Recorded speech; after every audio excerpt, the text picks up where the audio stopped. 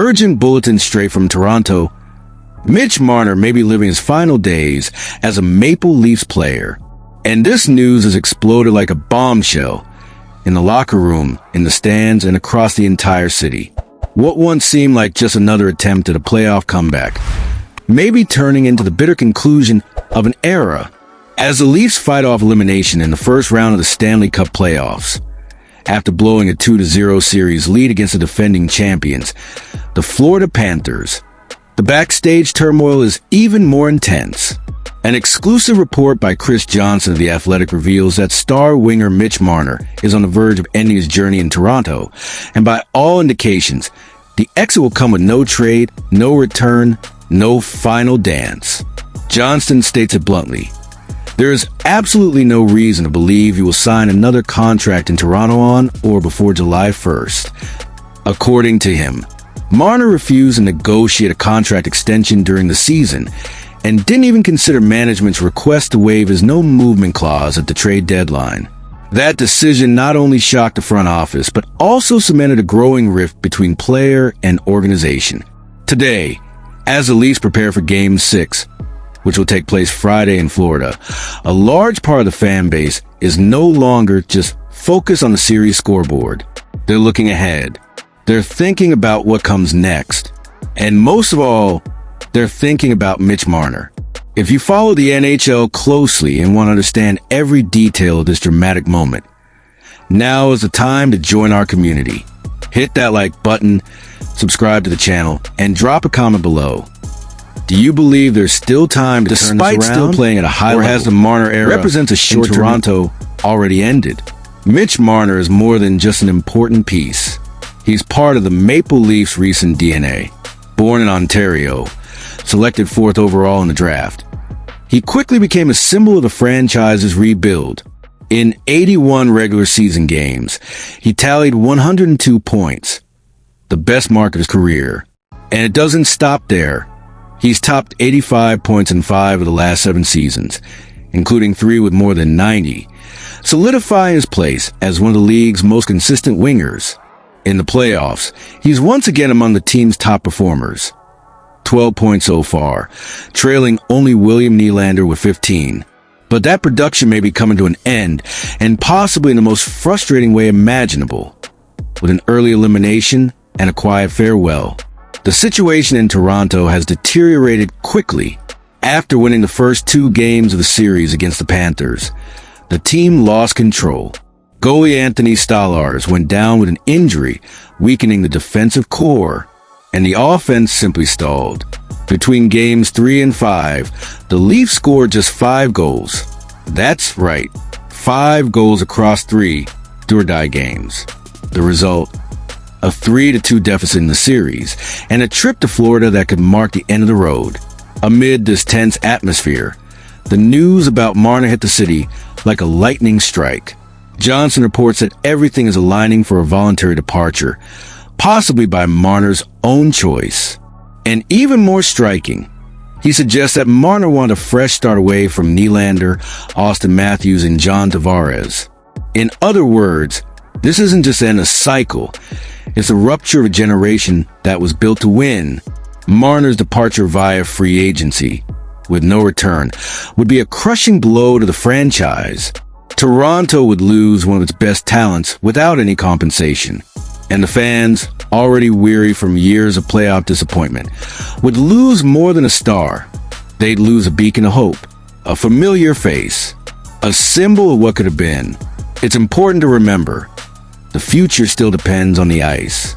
If the Leafs win Game 6, they force a Game 7 and reignite the flame of hope. But even a potential comeback might not be enough to avoid the outcome Johnston projects. The damage may be irreversible. The silence from Marner and the front office so far only reinforces the finality of what's been revealed. No public statements, no signs of reconciliation, no indication that either side is willing to rebuild the bridge that has collapsed.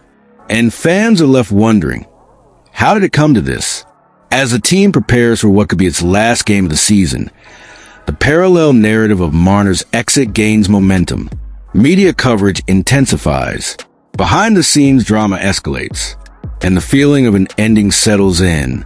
Not just any ending, but the kind that defines eras, that splits timelines, that leaves wounds slow to heal.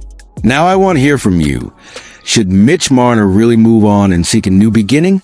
Or do the Leafs front office need to do the impossible to keep him in Toronto, no matter the cost? Let us know in the comments.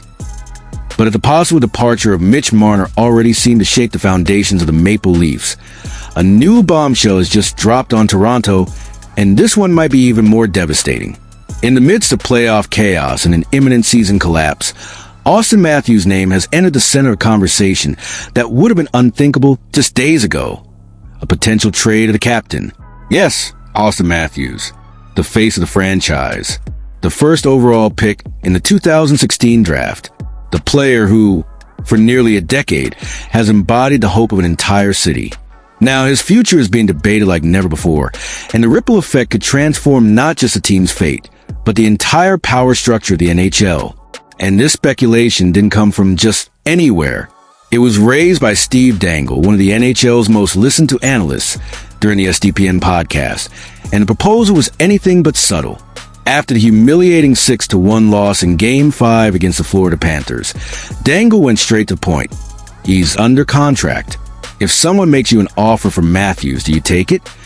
It's a loaded question, a provocation laced with venom, because it carries an uncomfortable truth.